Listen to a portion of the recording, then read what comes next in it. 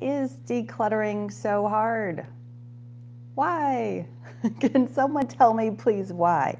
I'm going to tell you why it's so hard, and I think you kind of know, but we're going to talk about this today because this is an important topic, and I think when we have a little insight into why it's hard, then we can make it easier because we don't want things to be hard. It doesn't have to be hard. And when you look at things the way I like to look at them, then I want to give you a new perspective and I want to give you a different way to approach this. Okay, you do not have to suffer with the clutter. You don't have to suffer with the stuff. You don't have to get rid of it all. You don't have to, wish that you could have a flood come in your house and just sweep everything away, or, get a dumpster and trash it all, although you certainly can do that. But there's a better way. There's a happy medium. It would be kind of nice if we didn't have to just, go all or nothing, right? And that's what I want to talk about today. So I want to say hi to you all. See a bunch of you already on. Hey, Tiffany. Hey, BB. Hi, Kathy. So good to see everybody. What was I going to say? Let me know, what are your thoughts? Let me know in the comments, why do you think decluttering is hard for you? Or if it's not hard for you, why do you think it's not hard? I would like to have a discussion about this because, again, I think this is a huge problem. This is like, clutter is very isolating, right? Clutter is super isolating, but the truth is that this is a problem that affects, I'm going to say, like a quarter of the world's population, or at least the, first world. Like, this is a huge problem. And so if you sort of feel like I'm the only one, let me tell you, you are not. Okay, this is something that affects so many people. And part of the reason is what we're going to talk about here, about how our world is set up and the kinds of things that we are encouraged to do, the kinds of things that we are rewarded for. This contributes to the clutter problem. Okay, so let's have a discussion here, you guys. Hey, Patty. Hey, Pam. Hey, Virginia. This is so hard. I know, I hear you. Cindy, Bonnie, Jody. Hey, Jody, Donna. Wow, so many great people on today. Never really learned the tricks and tips. Okay, there we go. Emotional connection is a roadblock sometimes. It's the memories, for sure. Everything has an emotional attachment. Okay, Deborah says she's just getting started, 100%. I always think I may need it someday. Absolutely, absolutely. These are all really, really common problems. And let's talk about this. But the thing is, we don't have to stay stuck in these problems, okay? Lack of space, even though I live in a 3,000 square foot home, right? See, that's the thing, Cindy. It's not a lack of space because you could have 6,000 square feet, and my guess is you would still have a problem because it's not the space that's the problem, it's the other stuff. It's the other things that are contributing, okay? So, and again, this is not, again, if you are struggling with this, I want to speak to all of you.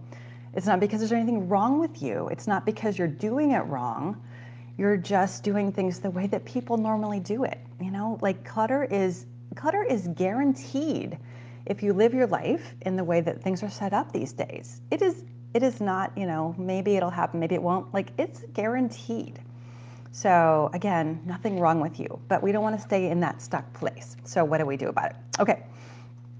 The what ifs kick in. Yes, baby says the what ifs kick in. That's when I get overwhelmed. Yeah, what if is very, very sneaky, isn't it? I want to give a shout out. I know a bunch of you have already gotten our book, Step by Step Decluttering, but this gives you my philosophy in a nutshell. This is like a pretty quick read. I think, we have like 66 pages and including about 8 worksheets. So this will help you work through your clutter step by step. So if you haven't gotten a copy yet, you can get a copy for just $7.95 if you're in the US. It's free, and we just ask that you pay the shipping. And as of yesterday, we now have international shipping. So I put the link for the book where you can go ahead and order the book with this video. So you can go ahead and do that if you haven't gotten a copy. We've already sent out like 1,200 copies, you guys. We just got a new shipment of 1,000 new copies in, and I think we're going to burn through those in the next week. It took us about a week to go through the first print run, and I think the second one is going to go at least as fast. So little plug for that. That will be a huge help to you. Okay. BB says, love this book. Oh, awesome. Excellent. Okay, so here are my thoughts. These are some reasons why decluttering is hard. These are not all the reasons. You may have your own reasons, but this is what I'm seeing. Okay, why this process is so hard. Okay, the first reason, and I think you guys can relate, or let me know if you can relate, is that you just try to do too much at once. You look around at your house, you look around your kitchen, your closet, your garage, your basement, your attic, and you go, oh my goodness, there's so much to do, and you freeze, right? You try to hold it all in your head. You try to imagine, how am I going to go through all of this stuff? And there's no way, right? There's no way to do that. You cannot do the whole house. You have to declutter one spot at a time. So of course you're overwhelmed. If you have a lot of stuff, the stuff is overwhelming. And then if you try to imagine dealing with all of the things at once, of course you're going to be overwhelmed. That's like opening up Netflix and thinking, okay, I've got to watch all these movies. Of course you're going to panic. How on earth could you ever plan to watch or even do the watching of all of the Netflix movies? Of course not. And you would never do that, right? You would never fire up Netflix and then think, oh my goodness, there's so much to do here. No, it's not the way we do it. Although we maybe do get a little overwhelmed trying to decide. But in general, you open up Netflix and you go, okay, what do I want to do right now? And you pick one thing and then you watch it. And then when you're done, you pick something else and you watch the next thing. You're doing it step by step. And that is the same way that we have to approach decluttering. If you're trying to do it the opposite way, of course you're going to be overwhelmed, right? And again, it's natural to be overwhelmed, but just remind yourself, hey, I can't do all the things at once. I have to do things one at a time. Selena says, I made a list for each room and I still can't motivate myself. Well, maybe your lists are too big, right? Maybe the areas that you're working on are too big.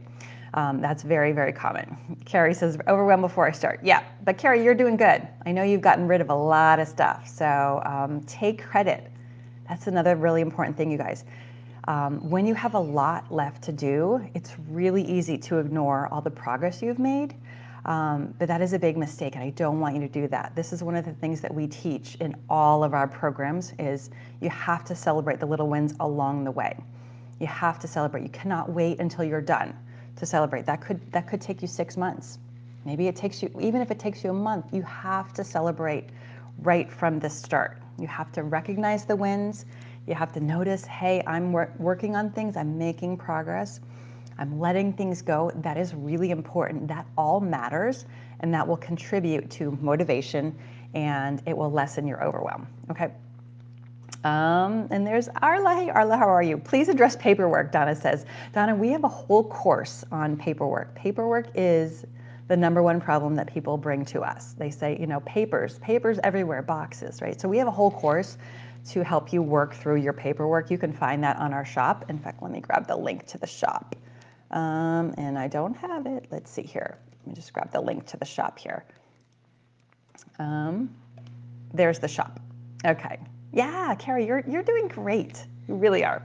Okay, there's the link to the shop if you want to go and check out our course on paperwork. Okay, so number one reason, again, why this is so hard, you're just trying to do too much, right? And maybe you're like, but you don't understand. I have a lot to do. I can't scale back. But if you're trying to do too much and you're overwhelmed, you're not doing anything. Right? So just trust me, just try it, scale back and see what happens. Okay, that's the first reason. The second reason that I see that this is hard is because we put so much value on our things, right? Our things are so important to us, and that's okay. I'm not saying that's a bad thing, okay? It's perfectly fine to impart value to our things, but it's when it gets out of control that we get into trouble. Right? When we put so much value on the things and no value on our free space, on ability to move in our houses, on ability to be able to put away the laundry, for instance, or even just value on our mental health, our emotional health, then we've got it backwards, right? We're putting all the value on the things and no value on ourselves. And so that's when we get into trouble. But this is what happens, right? People really think, I love my things. I love all these things. These are good things. And they may be good things, but too much of a good thing is not a good thing. You can even overeat good, healthy food, right? It's possible. Let's say you eat hummus and carrots morning, noon, and night. You could probably overdo that, right? And you could suffer ill effects by too much of a good thing. And that's what happens if you love all your things and you allow them to stifle you, okay? So, too much value on our things and not enough value on ourselves. That's when we get into trouble.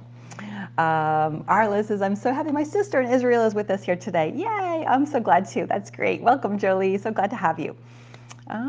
Let's see. Okay. My husband holds on to bills for years. Yeah, right? That's very common. Okay, the third reason why this is hard that I'm seeing is we are defining ourselves by the things that we have around us, right? And this is so normal, so natural, but this is something that's a real thing. So I don't know if you guys know, a number of years ago, I was a homeschool mom. And one of the things that you do as a homeschool mom is you collect a lot of books and a lot of curriculum and a lot of materials, right? We need things to raise our kids and to teach our kids. So you collect all these things, and they're a huge part of your identity. They kind of prove that you are a homeschool mom because you got these things. You got them on the shelf, you've got them around your house. And so it's really hard. Let's say maybe you're not using those things anymore, but how could you possibly let go of them? Does that mean then you're not that person anymore? Like, how do you define yourself if you don't have the things that prove that you are that person, right? So we relate to the things that show that we are that kind of person. This is also so common with crafters, right? A bunch of you are crafters, and so you have all the tools, and you have the fabric, and you have the supplies, and you have the organization, you have the books, because this shows, hey, I'm a crafter. This is what crafters do, right?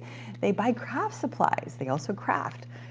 So what does it mean if you let go of the fabric or the tools or the books? Does that mean you're not a crafter anymore? And you may kind of worry about that. It may be a real pull on you, in both directions. Maybe you aren't a crafter anymore, but you're not willing to come to terms with that, or maybe you craft different things, or maybe you're at a new season in life. But if you are super tied up, if your identity is wrapped up in the things that you have, it's going to be really hard to let them go. Right? But the truth is that you are not a homeschool mom because you have homeschool mom books. You're not a crafter if you have craft supplies. You are those things because of how you feel about yourself, and because of the things that you are doing, not because of the stuff that's on your shelf or, in the closet.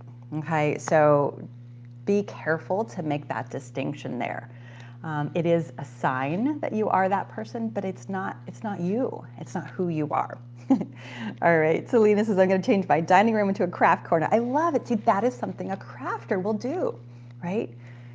Being a crafter is an act of doing, not necessarily of having. Having, yes, but doing is so much more rewarding than just having, okay?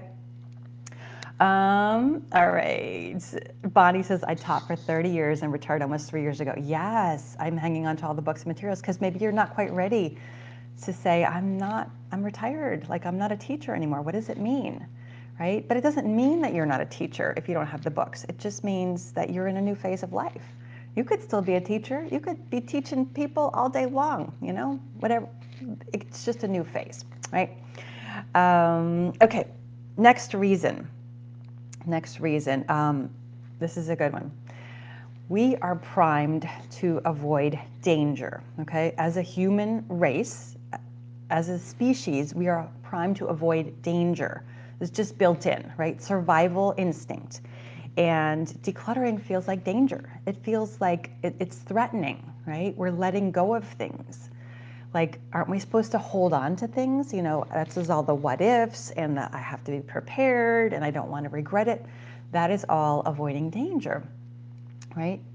But the truth is, we don't need to, like, there's no danger in letting something go. There's no danger involved in letting go of those books or of the clothes that you're not even wearing, right? That's not a dangerous act. But your brain just doesn't know that, right? It's just kind of it's a little bit overreacting, or maybe a lot overreacting. But it's like, oh my gosh, I can't do that, right? Because it thinks danger, danger, danger. It's going to try and stop you from doing that thing that feels dangerous. And the more that you indulge that, the more that you give in to that instinct that tells you, hey, it's dangerous to, to let go of the clothes that you're not wearing or whatever it is, the more you indulge that, the stronger that's going to become. You're going to get more and more of that. And it's going to get harder and harder. So you want to just realize, hey, my brain's just overreacting a little bit. My brain's just a little fired up. I just need to tell it, hey, there's actually no danger here. You're just wrong. Brain, I love you. You're wrong. And it'll be okay if we let this go. And just realize that this is just kind of a normal reaction, but we don't need to give into it. Okay? Ding, ding, ding.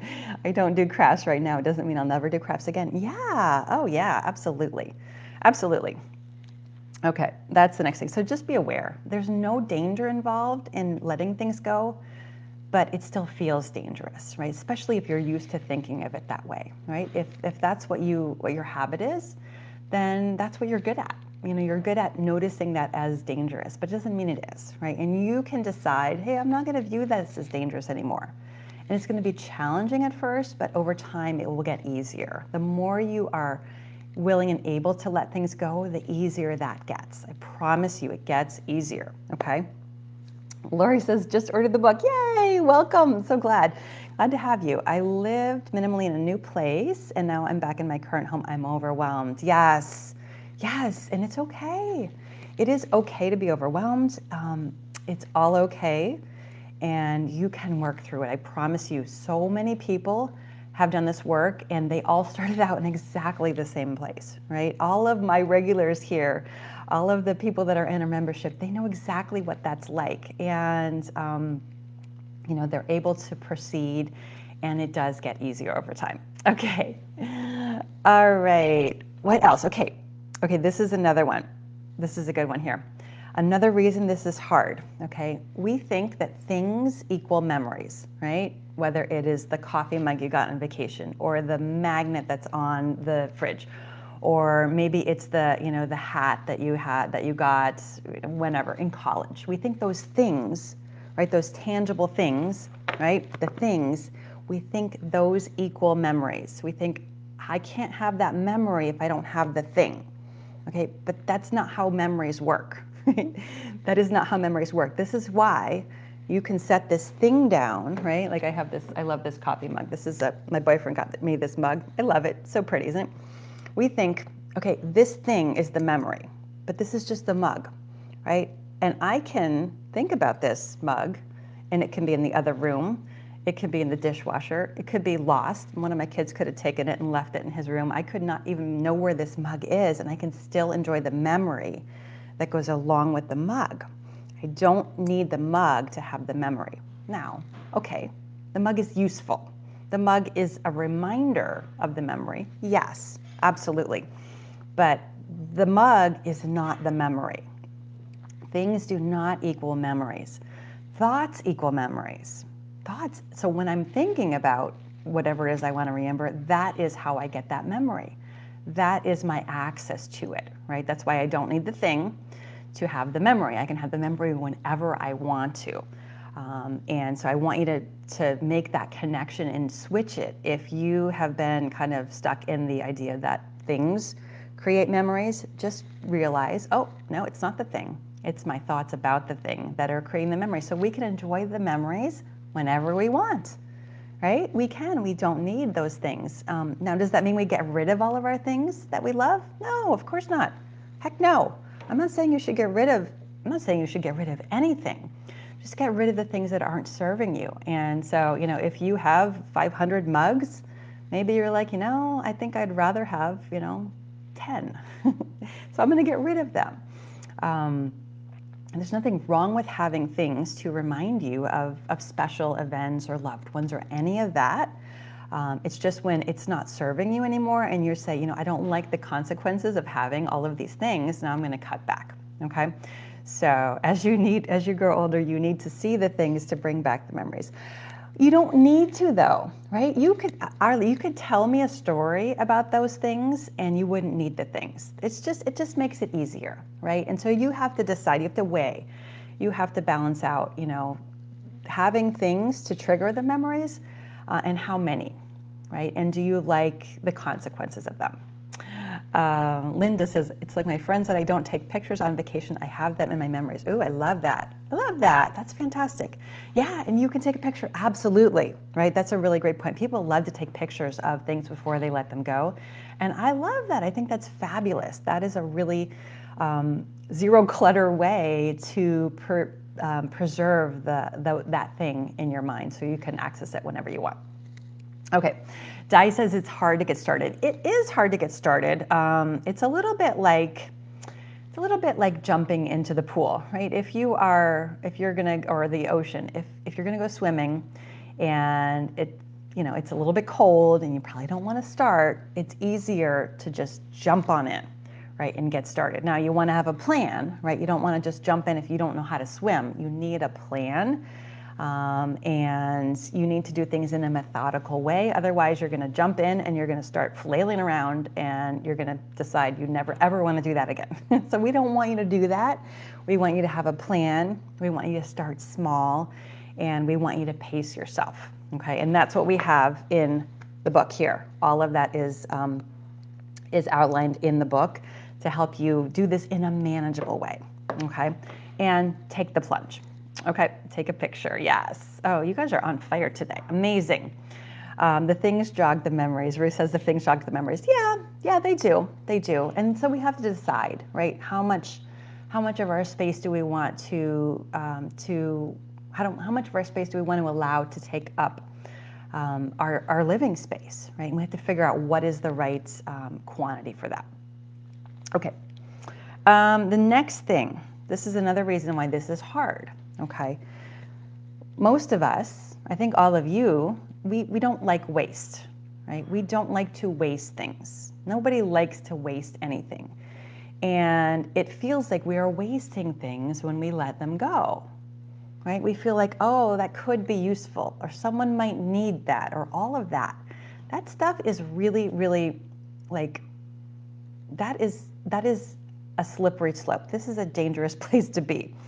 If you are looking at everything with the idea that this could be useful, right? Maybe it's true, but is it serving you? Is it true that letting go of that, the 495 coffee mugs is wasteful? Do you need them? Maybe they're being wasted sitting in your kitchen. Maybe that's where the waste is occurring. Maybe you're wasting your time. Time is way more precious than things. Time is more precious than things. Time is more precious than money. We can never get the time back. All right, so I think we need to be really careful about not wasting our time and our mental, the mental space in our heads. That is the stuff that we can never replace, right? And so I think we have it backwards sometimes. We are worried about wasting things or maybe wasting money, but the money is going to replenish over time.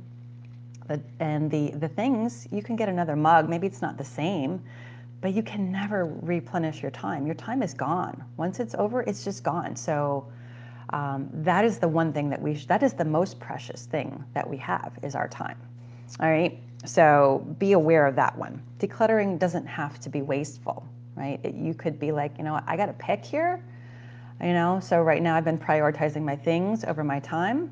And now I'm going to shift to prioritizing my time and my mental well-being.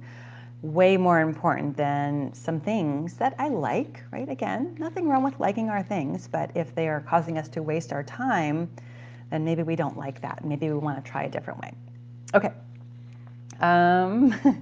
Let's see. Okay, this is the next one I have on my list, and this is like a really big one, but I think this is kind of the root of the problem, right? And it is that society is sending conflicting messages, okay? And again, so this is why this is such a problem and why I want you to realize that this one especially is not your fault, okay? we are all bombarded 24/7 with thousands and thousands of messages.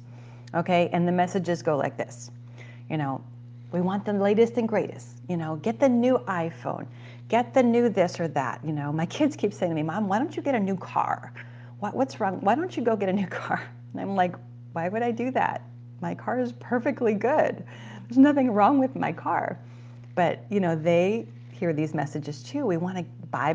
We want to get the latest and greatest, especially if it's a good deal, or if it's new, or if it's new improved, or if it looks better than what we already have, right? So we are being conditioned to accumulate and to consume, right? Everything, things in our world are constantly being recreated and upgraded, and you know, and there's the new thing, and it's, you know, it's new and different and fun, right? We are constantly being encouraged to accumulate and to consume, right? So that's the one side of things, right?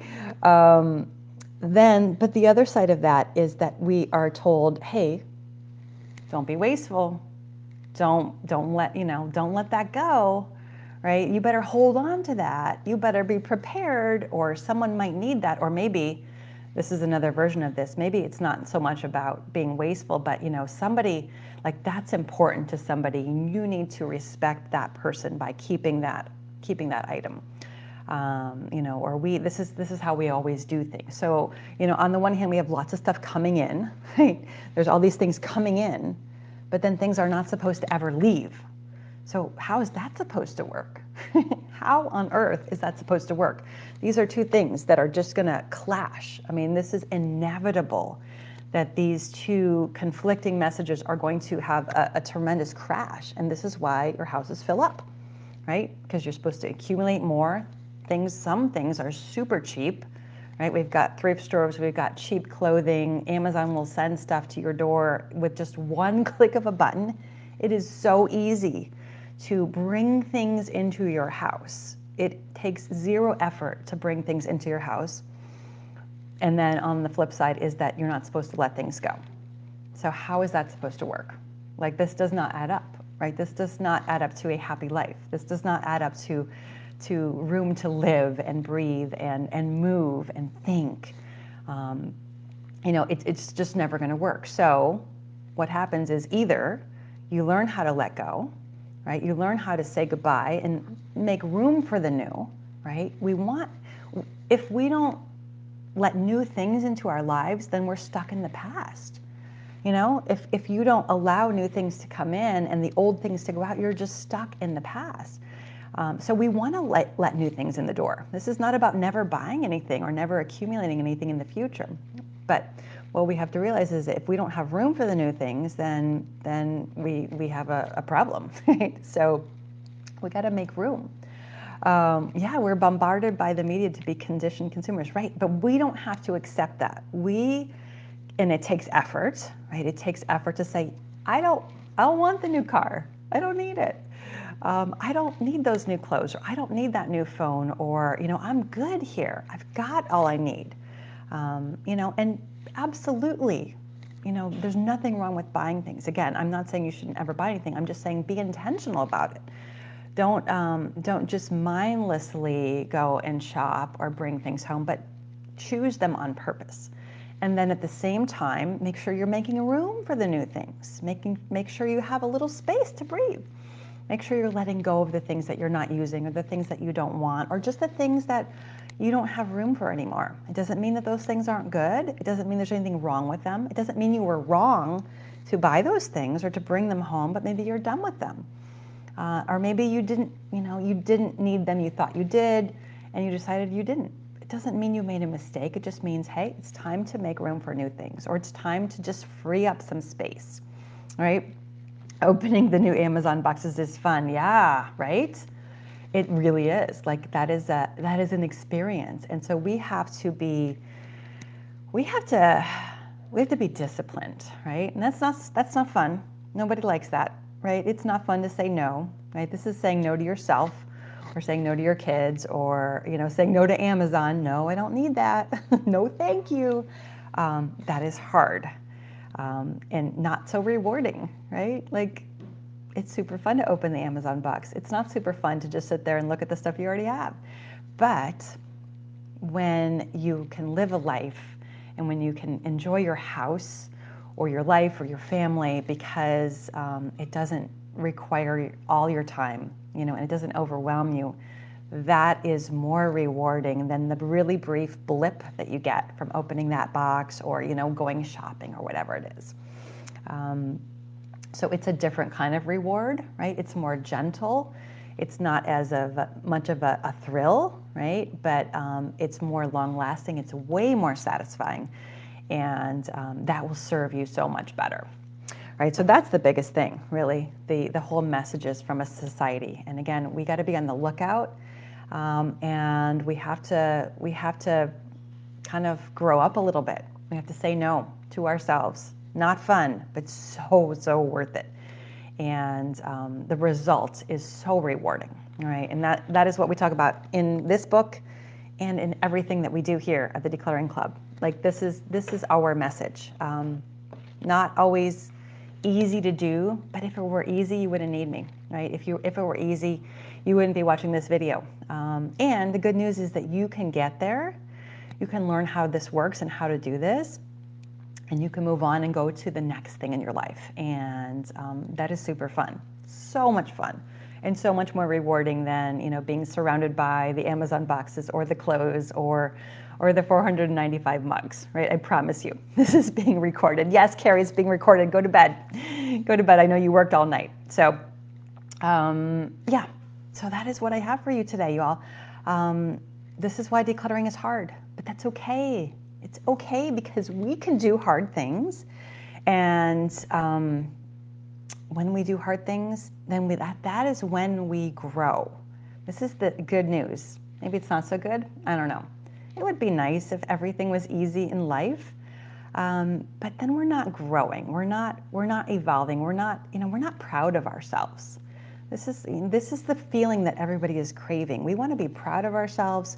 We want to accomplish things. We want to do those hard things. This is why people climb Mount Everest. This is why people run marathons. Not because it's easy, but because it is satisfying and rewarding. And you don't have to climb Mount Everest. You don't have to run a marathon in order to get that feeling. Right? I'm not running any marathons anytime soon, but I am here to tell you that it feels amazing when you stick with this over time and when you keep showing up and when you do the work. Not easy, but incredibly rewarding, and it feels great. And this feels way better than any temporary hit you're going to get from going shopping or any of that fear that you're hanging on to by just thinking, I can't let this stuff go. All right. You are so welcome. Yeah. So can you get the book without having to attend the classes? Yeah, absolutely. Where was that question? Yeah, so Selena, this is a one-time purchase. This is $7.95 if you're in the US. We pay for the book. All you do is pay shipping and handling, and you could be done, right? You don't have to buy anything else. So this is the perfect place to start. One more thing I do want to offer, though, if you are looking at getting started, when you purchase the paperback book, you will have the option to add on the digital edition as well. So what that will give you is you'll get this as an ebook, you'll get the audio book, but also you'll get a 30-day email series. We will email you once a day for 30 days with a decluttering challenge. So it will say, okay, here's your challenge for today. Spend 10 minutes. You open up your email, you read the email. It will tell you what to do, and you can go and you can do something in 10-minute segments that will have you making progress in little tiny baby steps. I'm all about the baby steps. Baby steps help you get over the overwhelm, they help you make progress, and they help you fit this into your busy life, right? Nobody has time to spend the next 6 months decluttering. Maybe you do, but you probably don't want to, right? I don't want you to spend all your time on this. I want you to fit this in the nooks and crannies. And so that's what the digital edition of Step-by-Step Decluttering does. It will help you to start this and get your momentum and learn how to fit it into your life. And after 30 days, you will have done 30 different areas of your home, and you will see a ton of progress. Okay? All right. Okay, good stuff. I bought mine. Can I buy another as a gift? Yeah, you could totally do that, baby. All you have to do is just go and put that person's address in. You can go check out, put their address, name and address in at the checkout, and we will send it to them. All right, you guys, that is what I have for you today. I hope you enjoyed this. Let me know how it goes, and go declutter some stuff. All right, you all, have a good one. I'll talk to you soon.